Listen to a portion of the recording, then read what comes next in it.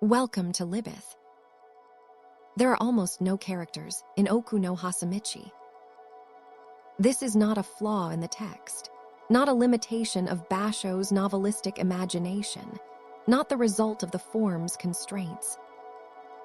It is the central formal decision of the work, and everything about how the text operates depends on it. In most literary forms, character is the primary mechanism by which abstract meaning becomes available to feeling. We understand mortality not as a proposition, but through what happens to someone we have come to know, their fear, their choices, their particular way of facing what comes. We understand power not as a structural analysis, but through the pressure it exerts on a specific person in a specific situation, the way it warps their relationships and their self-understanding. Character is the flesh on the skeleton of idea. It is what makes us care. So when a text chooses to withhold character, to keep its human figures thin and passing and largely unnamed, it is making a claim about where meaning lies and what kind of presence it requires. And understanding that claim is essential to understanding what this text is doing. Bashō himself is the only sustained presence in the text, but the Bashō who appears here is not quite a character in the full literary sense of the term. He is something more precise and more strange than that. He is a persona, which is not a fabrication, not a false self, but a version of a self that has been selected and shaped for a specific purpose. The private Bashō, the man with students and debts, and a complex relationship with the city that had made him famous, the man who had built and maintained a school of poetry and all the administrative and social obligations that entailed, is largely absent from the text. What remains is a sensibility, a mode of attention, a set of aesthetic and philosophical commitments, a capacity for being struck by the world that is itself the subject of the text. We know almost nothing about what Bashō ate, or where he slept, or how his knees felt after climbing hundreds of stone steps. We know everything about how he looked at things, what he noticed, what he found arresting, what he could not find words for. This is a particular kind of subjectivity, one that has deliberately excluded everything that is merely biographical in favor of everything that is perceptual and philosophical. And this persona is shaped by two great intellectual and spiritual traditions that pull in the same direction, while arriving from different intellectual starting points. The first is Buddhism, which Bashō had absorbed deeply through his adult life, through a combination of practice, study, and the influence of the Zen and Tendai traditions that were most present in the culture around him. The Buddhist teaching that is most relevant to the persona Bashō constructs in this text is the teaching on anatta, no self. The claim that the entity we experience as a fixed and permanent self is not fixed and not permanent, but a continuous process of arising and passing, a pattern rather than a substance, a flame rather than a stone. If the self is not fixed, then the wanderer who gives up fixed positions, who leaves the city, the school, the established identity, is not losing something essential but moving toward a truer condition. The dissolved self, the self that has stopped insisting on its own permanence and has begun to participate in the impermanence of everything around it, is paradoxically more itself than the defended self was. The second tradition shaping Bashō's persona is the Taoist one, encountered through the Chinese literary education that formed the basis of any serious intellectual formation in his period. Where Buddhism offers a diagnosis of the self's illusion, Taoism offers a practice of yielding. The Taoist ideal of the sage is not a person who has overcome the self through rigorous meditation, but a person who has learned to move with the grain of things rather than against it, who yields where the world yields and follows where the path leads, who does not accumulate and does not force. The concept of wu-wei non-action, or more precisely, the action that arises naturally from attending to what is rather than imposing what one prefers, describes a way of being in the world that is the formal opposite of the Confucian insistence on effort, hierarchy, and the performance of proper roles. Basho on the road is practicing something very close to wu-wei. He moves when it is time to move, rests when weather or illness prevents movement, writes when the haiku arrives and does not write when it doesn't. He receives rather than produces. The text is the residue of a practice of reception. The result of these two shaping influences is a persona that is, in the course of the journey, gradually dissolving.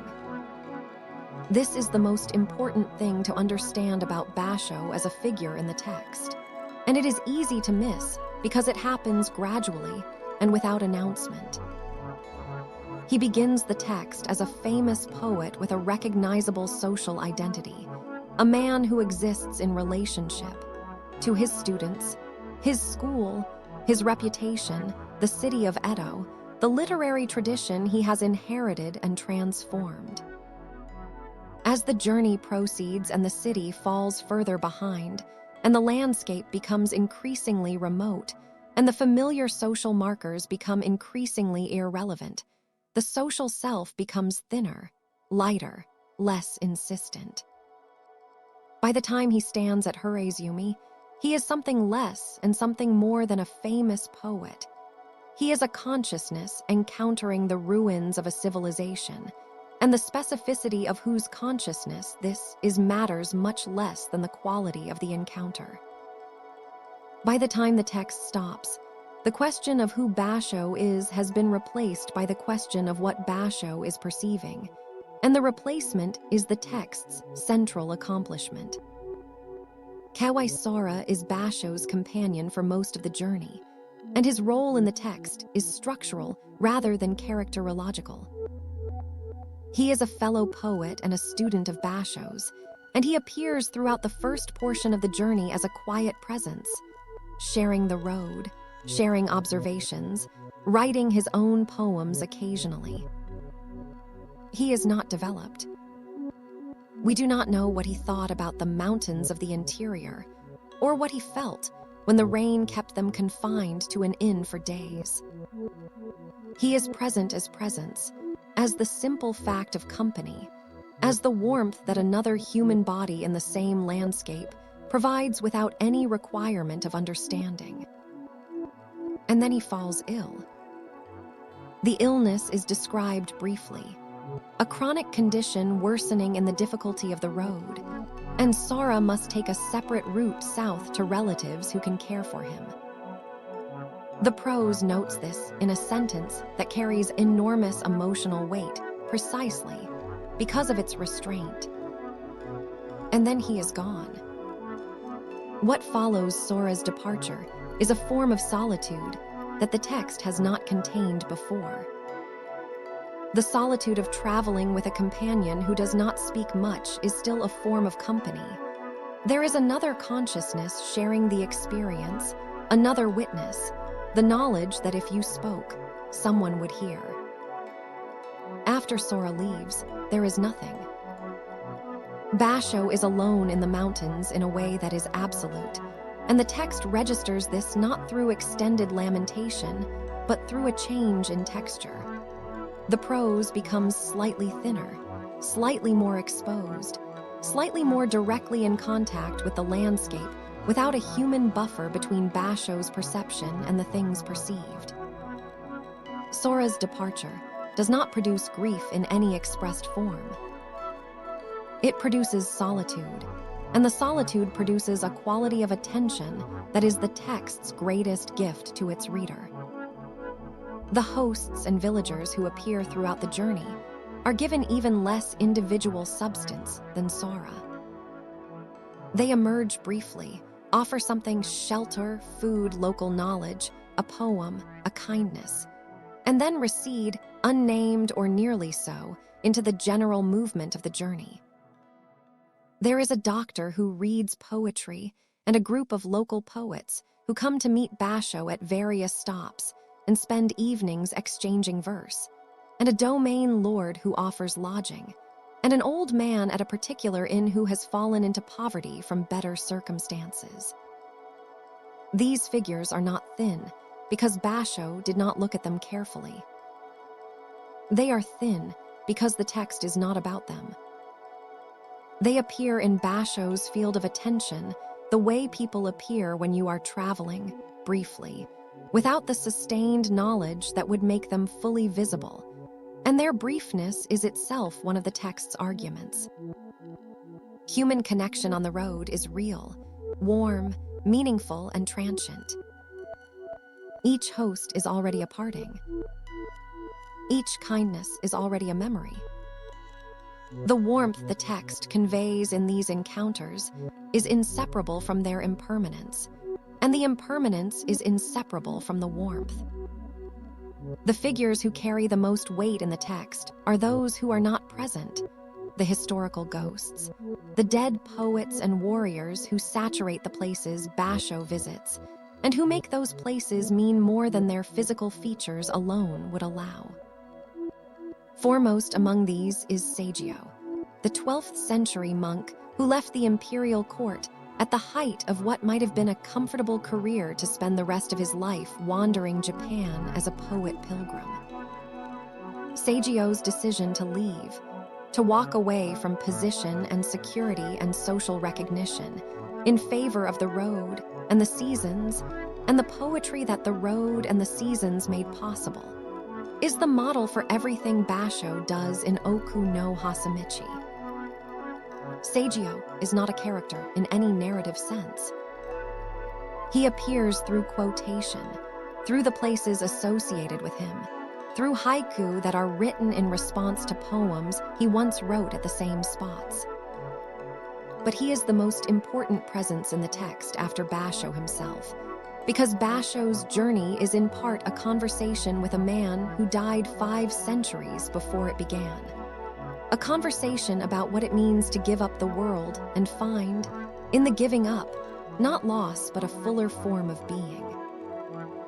The intertextuality here functions as a form of character in itself.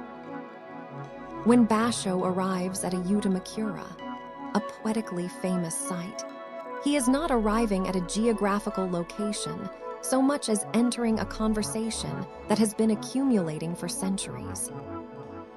The site carries within it the perceptions of every poet who has visited it, every poem written about it, every layer of literary association that has settled there like sediment.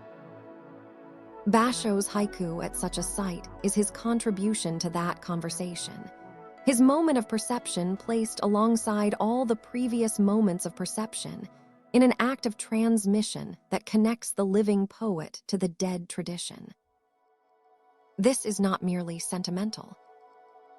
It is a serious claim about the nature of poetry, that it is collective rather than individual, that each poem exists in relationship to all the poems that preceded it, that the poet is not an originator but a participant in something that began before them and will continue after. Yoshitsune, the tragic military hero of the Genpei Wars, is the other major invoked figure. Yoshitsune's story, the brilliant commander who helped bring the Minamoto clan to dominance, and was then destroyed by his own brother's jealousy, who fled north and made his final stand in the northeast before his death, shadows the northern journey in a way that gives the historical landscape its emotional texture. The places Bashō travels are places where Yoshitsune traveled before him, and the awareness of Yoshitsune's fate, the way extraordinary talent was ultimately consumed by the political machinery it had served, gives the landscape a dimension that its physical beauty alone would not provide. When Bashō reaches Hiraizumi, where Yoshitsune's story effectively ends, the historical weight is enormous. This is where the brilliant general's life came to its catastrophic conclusion, where the Fujiwara who sheltered him were themselves destroyed, where a whole civilization of achievement ended in violence and then slowly disappeared under vegetation. Yoshitsune is not a character in the text. He is a fate that the landscape carries, a demonstration of what the text is arguing, that human brilliance is a temporary condition, that the world receives the brilliant and the ordinary with equal patience, that summer grass grows over everything. And then there is nature, mountains, rivers, weather, the sea, which in Oku no Hosomichi functions as something very close to a character in the fullest sense, though it is perhaps more accurate to say it functions as a kind of personhood that does not require individuality.